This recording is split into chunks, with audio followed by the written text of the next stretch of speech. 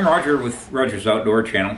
Today I'm going to talk to you about a little more serious outdoor topic, and that is why Washington doesn't have more tsunami shelters to protect against something we know is going to happen. Our scientists say we're overdue for one on the Washington coast, and that if one happens, that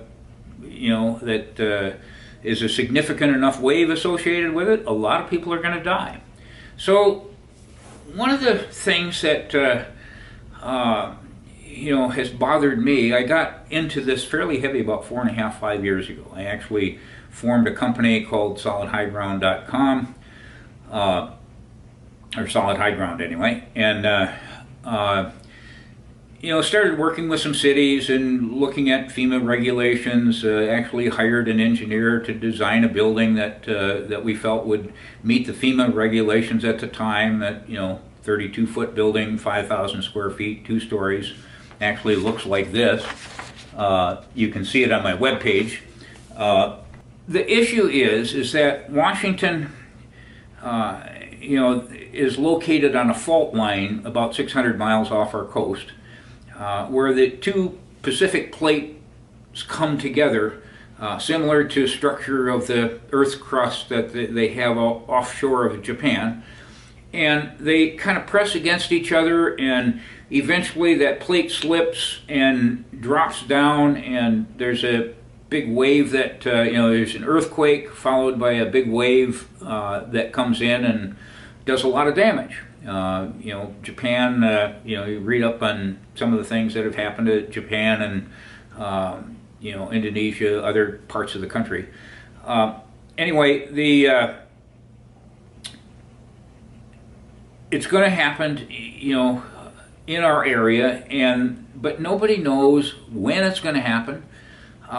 They say anywhere from a 10% to a 33% probability that it's going to happen in the next 50 years, and that a major event is going to happen in the next 50 years, but nobody knows exactly how tall that wave is going to be. FEMA and the Washington Geology Department did some studies. They found a 1,000-year worst case wave, and they said, okay, a 30-foot structure will probably, that will suffice in most locations.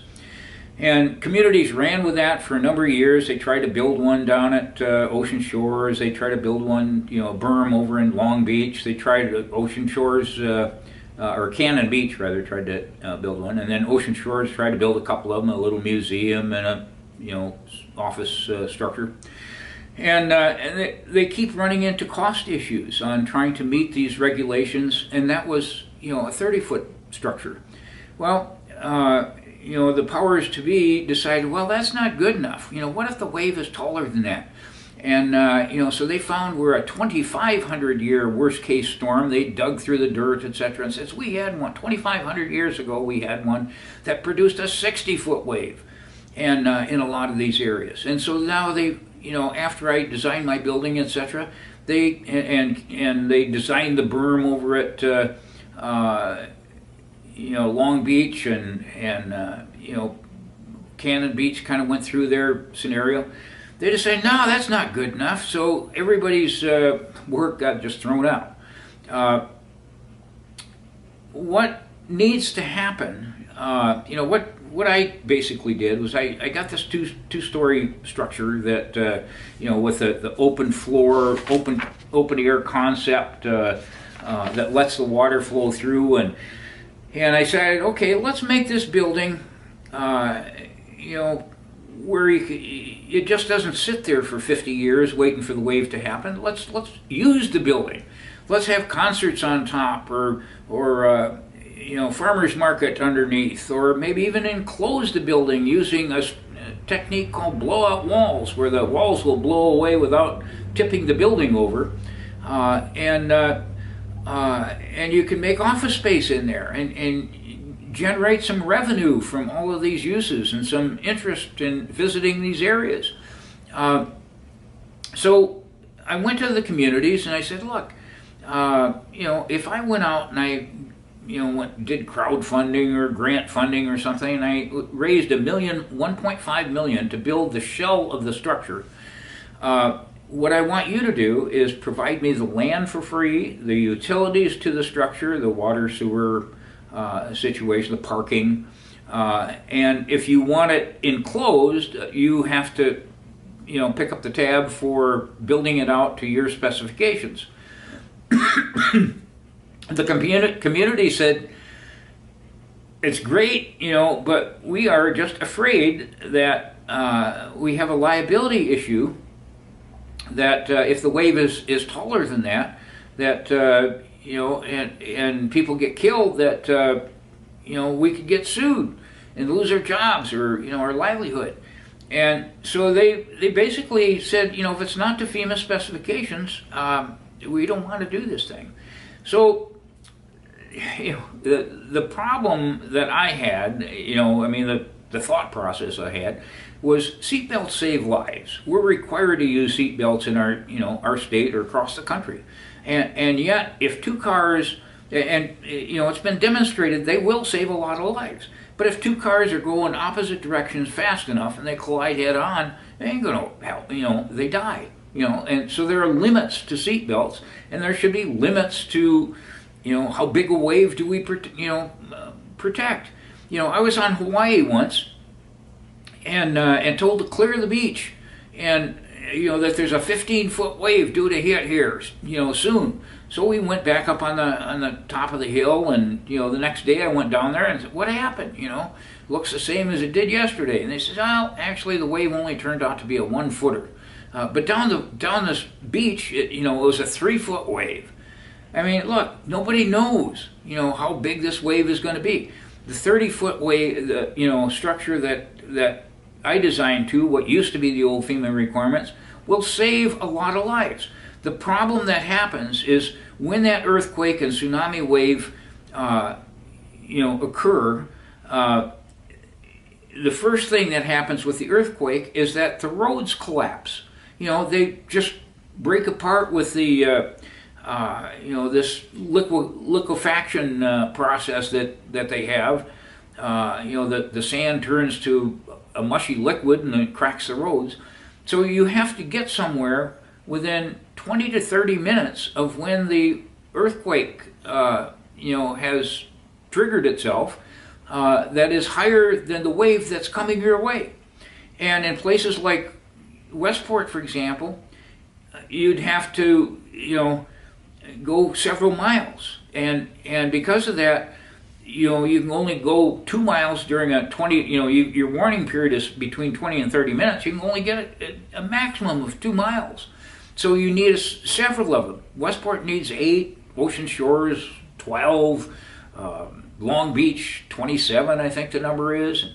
So a lot of these are needed, and you could build bigger structures, FEMA, 60-foot wave requirements if you can afford them.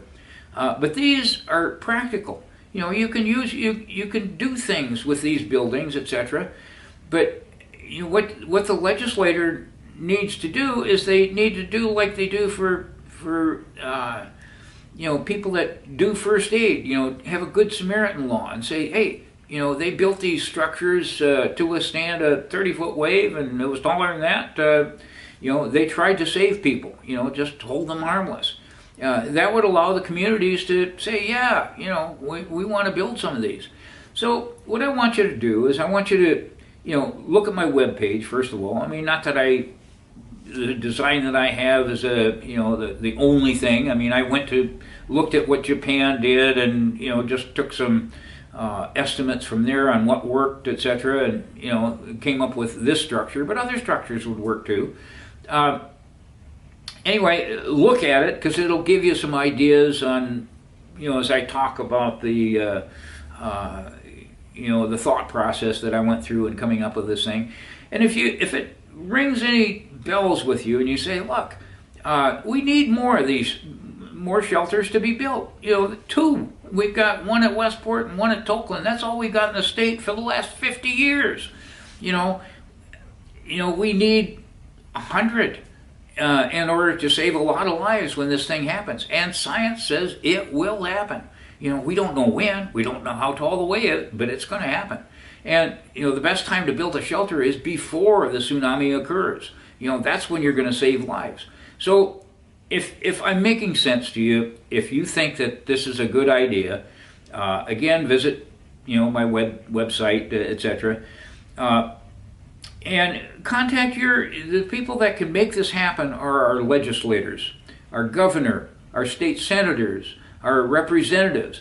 Tell them, you can go to their website and say, hey, Maria Cantwell, just governors, whoever, and they have an email address, etc., and say, look, we need more shelters. I want to go dig some razor clams. I want to go catch some salmon. I want to go down to the beach, and I want to have some kind of structure that at least gives me a chance to get to some high structure if the earthquake happens while I'm there. So I hope you will follow through on this. I could really use a lot of people saying this is a serious topic, and I agree with it. Enough that I'm going to take some action. If enough of you take action based on it, it's going to happen. So I hope I was convincing enough to make you, in particular, be the one that carries the ball a little bit further. Oh, and don't forget that I have written material that goes on my channel that will help you, highlight some of the specifics of what I'm talking about, as well as my website.